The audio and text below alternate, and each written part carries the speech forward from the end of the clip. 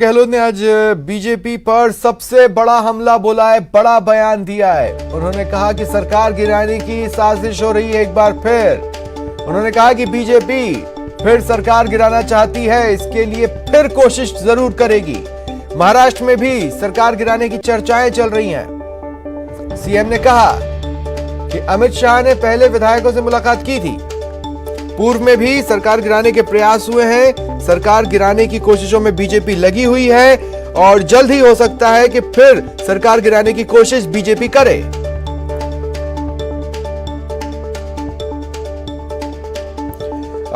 मेरे साथ नेता प्रतिपक्ष गुलाबचंद कटारिया जी इस वक्त फोन लाइन पर मौजूद हैं। गुलाबचंद जी, स्वागत करता हूं आपका न्यूज 18 राजस्थान पर, लेकिन चाहता हूं कि क्या कुछ सीएम ने कहा, एक बार आप वो सुन जरूर लें। देखो, क्या है कि सीएम साहब अपने स्वयं के ही कर्मों से इस असंतोष में जा रहे हैं। पहले भी अगर टकराव हुआ और दो खेमे बने तो पार्टी में ही बने। उस समय इन्होंने जो से आश्वासन दे करके लोगों को जोड़े रखने में सफल हो गए, लेकिन वो जो आश्वासन दिए वो अभी तक पूरे नहीं हुए और उसके कारण से उनके सारे लोग अंदर ही अंदर कुलकुला रहे हैं। ये जिस दिन भी मंत्रिमंडल का विस्तार करेंगे उसके ठीक दूसरे दिन सरकार गिरेगी, क्योंकि जिस प्रकार से आश्वस्त किया था वो पूर्ति अभी तक नहीं हुई। तो ये उनके स्वयं के कृत्य के कारण से ही गिरेगी, कोई दूसरा करने वाला नहीं है।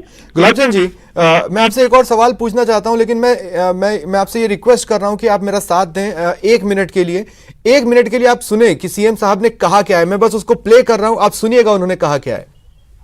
वहां पर धर्मेंद्र प्रधान बैठे हुए थे। इस्लाम क्या नाम उसका? सैयद जाफर इस्लाम जो भी मेंबर पार्लियामेंट बन गए राज्यसभा के बीजेपी के, जो शिंदे को भी ले गए थे बीजेपी के अंदर, वो बैठे हुए थे और हमारे विधायक बैठे हुए थे।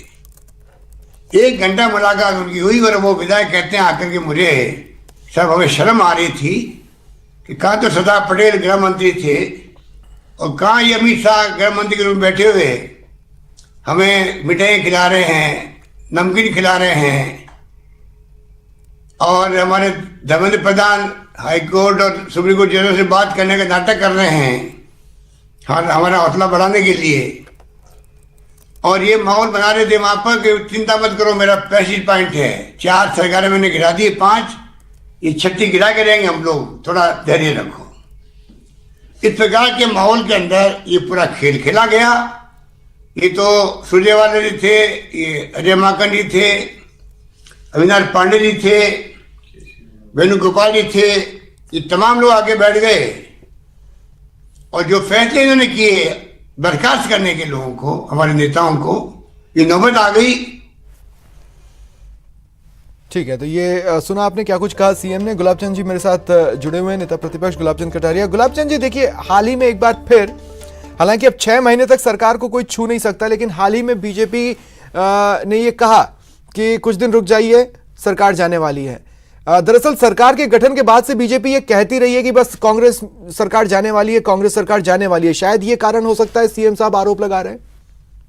बात ये कि जिस प्रकार से वो बोल रहे हैं ना, वो उनका अंदर का गुस्सा बोल रहा है। अपनी पार्टी के अंदर ही जिस प्रकार की गतिविधियां पहले भी चली, अभी भी चल रही है, और जिस प्रकार से उस समय उन्होंने सरकार बचाने में जोड़ तोड़ का जो सहारा लिया, जो कुछ आश्वस्त किया होगा लोगों को, कैंपिंग में जो कुछ भी उनके गुड़ लगाया होगा टोनी में, वो वास्तव में उसकी पूर्ति नहीं हुई। और अब इनको विस्तार भी करना और पार्टी गठन भी करना। जिस दिन विस्तार की ओर बढ़ेंगे उस दिन सरकार जाएगी।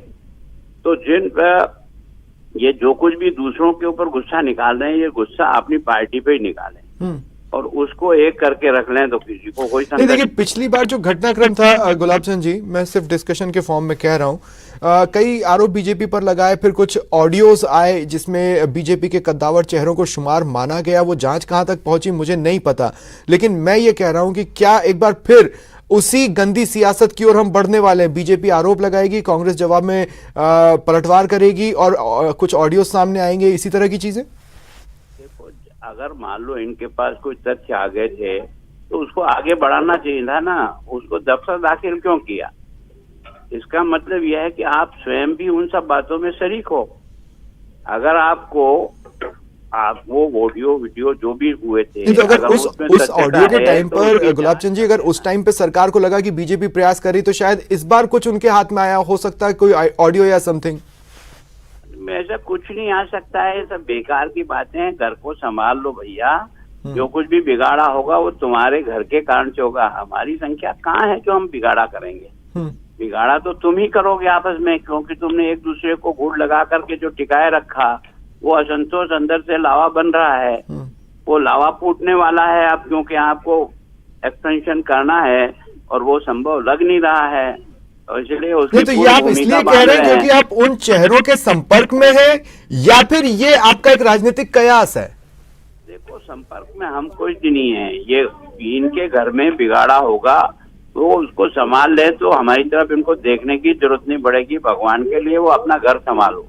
हमारे पर आरोप लगा करके अपने घर की फूट को हम पर डालो, ये ठीक नहीं है। मैंने दरअसल मेरा सवाल ये है कि जो उनके घर में जो नाराज चेहरे हैं, आप उनसे संपर्क में हैं, वो आपको अपना दर्द साझा करते हैं इसलिए कह रहे हैं, या फिर एक राजनीतिक जानकार होने के कारण आप गैस कर रहे हैं, कयास लगा रहे हैं? राजनीतिक जानकार के कारण से कह रहा हूँ। और जो असंतोष है, इनके लोग जब मिलते हैं मुझे विभिन्न स्थानों पर, तो वो अपनी भावना प्रकट करते हैं कि यार हमको उस समय तो ये कहा, कुछ हुआ तो है नहीं, और इसके कारण से एक तरह से हमको जिस प्रकार से आश्वस्त किया था, वो आश्वासन पूरे हुए नहीं है, और इसलिए अब हम लोग जो है ना टिके हुए हैं उसी भरोसे पर कि आज नहीं कल होगा, कल नहीं परसों होगा।